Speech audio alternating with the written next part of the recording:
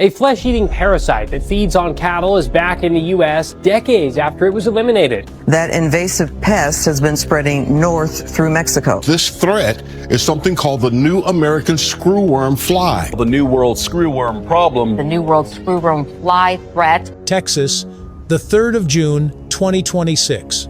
Out of nowhere, the USDA dropped a bombshell alert that sent shockwaves straight through the American heartland. The new world screwworm, a flesh-eating parasite banished from the United States over 60 years ago, is officially back. It started with a single calf shivering on a dusty ranch in South Texas. Before anyone could process the threat, boom, nearly 40 active outbreak zones exploded across the state in just a few short weeks. We are not talking about some annoying housefly here. This tiny, fingernail-sized nightmare once ripped a massive $1.8 billion hole out of the U.S. economy every single year. American ranchers used to dread this beast more than bad weather or market crashes, and now it is pounding right on our front door once again. So how does a bug smaller than a coin bring the world's greatest superpower to its knees? Stick around, because its terrifying survival diet will shock you to your core. If you want the raw truth behind stories reshaping our world, hit that subscribe button right now and turn on notifications. Trust me, you do not want to miss what happens next. To understand why American ranchers are in a total panic right now, you have to realize that we are not dealing with your average maggot here. Normal blowflies are cleanup crews. They show up after something dies, eating rotting tissue and helping nature break things down. This nightmare is completely different. Its scientific name is Cochliomyia hominivorax. Translated literally from Latin, that means the man-eater. And that name is not an exaggeration. The larvae of this parasite do not care about dead animals. They demand living, warm, breathing flesh, and they will stop at nothing to get it. Where are you watching this video from? Please tell us your country or city in the comments, and let's explore together. If you were to look at one of these larvae under a magnifying glass, you would see something straight out of a biological horror movie. They are shaped like tiny wood screws covered in sharp, dark ridges of tiny spines. At the front end, they have a pair of razor-sharp mouth hooks that function like biological drill bits. When a female screwworm fly lands on a host, she does not need a massive open wound to start her assault. A tiny scratch from a barbed wire fence, a fresh tick bite, or even a brand new newborn calf's navel is all the invitation she needs. She descends quietly, laying hundreds of eggs right at the edge of the broken skin. Over her brief lifetime, a single female can drop up to 3,000 eggs across multiple targets. Once those eggs hatch, the real nightmare begins. The moment the tiny larvae emerge, they do not stay on the surface. They bite down with those curved mouth hooks and begin drilling straight into the live flesh. They do not just bite, they scrape, twist, and burrow deeper and deeper into the muscle tissue. As they feed, they release liquid toxins and enzymes that dissolve the surrounding meat, making it easier for them to drill further inside. If you walk near an infected animal in the pasture, you can actually hear a sickening, bubbling sound coming from inside the wound. It is the sound of dozens, sometimes hundreds, of larvae actively grinding their way through living muscle. The smell is foul, heavy, and distinct, attracting even more female flies to the exact same spot to lay even more eggs. Imagine a healthy 1,100-pound Texas steer standing in a field. It gets a tiny scrape on its flank while walking through some brush. Within 48 hours, thousands of screwworm larvae are buried deep inside its body. They consume the animal alive from the inside out. They hollow out muscle tissue, sever blood vessels, and trigger massive internal infections. Left untreated, a full-grown bull can be completely consumed and killed in less than 2 weeks. It is a slow, agonizing death that turns an apex livestock animal into an empty shell. Decades ago, when this pest raged across the American South, cowboys spent endless hours riding through dusty pastures, inspecting every single animal for tiny cuts. If a rancher missed just one small wound on one single calf, the entire herd could end up infested within a month. The financial destruction was staggering, but the sheer cruelty of the parasite was what truly haunted the people living through it. That brutal, unrelenting efficiency is exactly why this creature strikes such deep terror into anyone who works the land. It is an unstoppable biological killing machine. It does not sleep, it does not hesitate, and it targets anything with warm blood running through its veins. And yet, as crazy as it sounds, back when scientists were desperate to solve another massive ecological crisis destroying American farmland, someone looked at this terrifying predator and had a wildly radical idea. They looked at this unstoppable flesh-drilling monster and asked an insane question. What if we took this ultimate biological killer, unleashed it on purpose, and used it to erase an even bigger nightmare currently tearing up 35 states across America? Before we dive into that wild experiment, I want to hear from you. Could you ever imagine unleashing a flesh-eating fly on purpose, or is that just playing with fire? Drop your thoughts in the comments below. While the screwworm feels like an unexpected ghost creeping back out of the history books, America is already fighting a massive full-blown war right in its own backyard. And this time, the enemy walks on 4 legs, weighs up to 400 pounds, and possesses an appetite that literally destroys everything in its path. We are talking about wild hogs.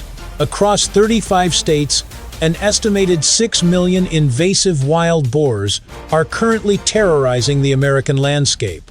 This is not just a handful of escaped farm pigs causing minor trouble on a quiet afternoon. These creatures are hyper-aggressive, insanely intelligent, apex-destructive machines that have turned vast stretches of Texas, Georgia, Florida, and the Deep South into absolute battle zones.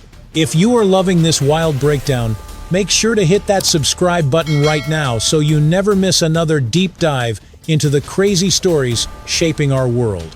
Ask any farmer from Texas to Oklahoma what keeps them up at night, and they will tell you straight up that wild hogs are a living plague. These animals use their rock-hard snouts like heavy industrial bulldozers. In a single night, a sounder of 20 hogs can completely tear up 40 acres of prime agricultural soil. They root deep into the earth, flipping over turf, ripping out irrigation lines, and destroying whole fields of corn, soybeans, peanut crops, and cotton. The financial wreckage is staggering. Wild hogs inflict a crushing $3.4 billion in damage across the United States every single year. Farmers wake up to find their entire livelihoods pulverized overnight, looking like a carpet bomb went off in their fields.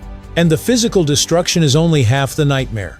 These swine are walking biological hazmats. A single wild hog can carry over 30 different infectious diseases and nearly 40 different parasites. They pollute vital water supplies, wallow in pristine streams, and spread deadly pathogens like pseudorabies, brucellosis, and African swine fever risks to domestic livestock, local pets, and native wildlife. So why do we not just hunt them all down and solve the problem once and for all? Because standard human warfare simply does not work on these beasts. Generations of hunters, professional trappers, and wildlife agents have tried everything in the book. They have used high-powered rifles, night vision optics, specialized hunting dogs, heavy-duty corral traps, and even armed shooters, leaning out of low-flying helicopters with automatic shotgun. And yet the wild hog population keeps growing. Their biological reproduction rate is flat-out supernatural. A female wild pig reaches breeding age at just 6 months old. She can give birth to 2 litters a year, with each litter averaging 6 to 10 piglets. Do the math on that math equation. To simply keep a wild hog population stable, not even reducing it, just keeping it from growing bigger, wildlife authorities have to eliminate more than 70% of the total population every single year. That is practically impossible. The moment you press hard on one area, the surviving hogs adapt immediately. They turn completely nocturnal, slip deep into dense brush and swamps, learn to spot traps from miles away, and pass those survival instincts directly down to their offspring. They are outsmarting us at every single turn. So on one side of the battlefield, you have an unstoppable flesh-drilling parasite returning to North America. On the other side, you have a relentless army of 6 million invasive hogs destroying billions of dollars worth of American farmland. Confronted with two catastrophic nightmares, some desperate researchers began connecting the dots. What happens if you pit the ultimate flesh-eating killer against the ultimate invasive wrecker? Could these two biological disasters actually cancel each other out? On paper, putting these two forces together sounds like absolute genius. If you look at the sheer biology of the situation, wild hogs are practically built from the ground up to be the ultimate target for the screwworm fly. Think about how a wild boar lives out in the woods. These animals are constantly fighting each other over territory, establishing dominance and breeding rights. Their hides are covered in deep gashes, torn ears, and open scars from sharp tusks. On top of that, their daily routine revolves around aggressively plowing their faces into the dirt, shoving through sharp brush, and scraping past jagged rocks and barbed wire fences. They are constantly covered in fresh, bleeding scratches. To a female screwworm fly cruising through the air, a 600-pound wild boar is not just an animal. It is a massive walking buffet table with a flashing open sign. Every single cut on that hog's back is a prime location to drop hundreds of flesh-drilling eggs.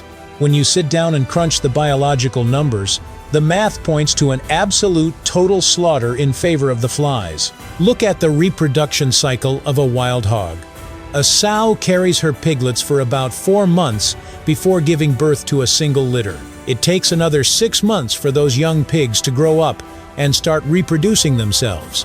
That sounds fast for a mammal, but compared to the fly, it is moving at a snail's pace. A female screwworm fly does not wait 4 months.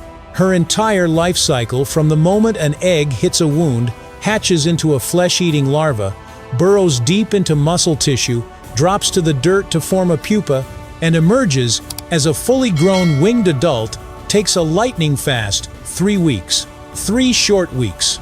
And in that single cycle, one female fly can produce thousands of aggressive descendants. While a herd of wild hogs is trying to raise one generation of piglets over half a year, the screwworm population can multiply through 8 entire generations. The math is completely stacked against the swine. This is what makes the screwworm function like the ultimate self-replicating biological weapon. Human exterminators need trucks, fuel, thermal scopes, expensive traps, and endless supplies of ammunition. They get tired, they need sleep, and they cannot trek into every single dense swamp or remote thicket across the deep south. The screwworm fly does not need a paycheck, fuel, or sleep. It operates on pure instinct, flying miles through dense brush, tracking down the scent of fresh blood, and locating wild hogs in places humans could never reach. Once the flies hit a sounder of boars, they do not just kill the host. They use the host's body to breed millions more flies. Every infected hog essentially becomes a factory that produces more biological missiles to target the rest of the herd. It sounds like a completely hands-off, perfect fix to a $3 billion destruction problem. You just step back, let nature take its course, and watch the parasites wipe out the invasive swine population without firing a single bullet. It feels like a brilliant victory of natural mathematics over an unstoppable pest. However, anyone who has studied ecological history knows one absolute truth. Nature never follows human math equations for long. When you try to unleash one biological monster to fight another, the plan almost always spirals into unpredictable territory. That entire dream of using flesh-eating flies as an effortless bioweapon sounds great on paper, but real-world reality delivered a freezing cold splash of water right to the face. Look at what actually happened down in South America.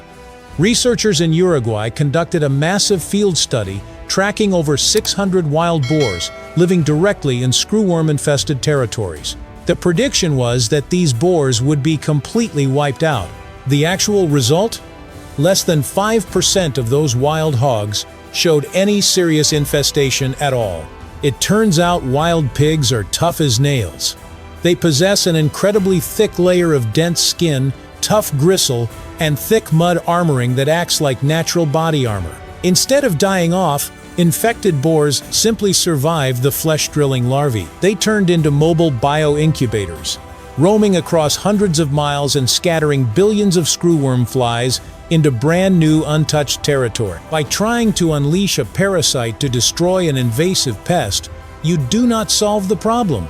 You just give the parasite a four-legged transport bus. If you are finding this breakdown mind-blowing, hit that subscribe button right now to join our channel and stay updated on every wild story we bring you.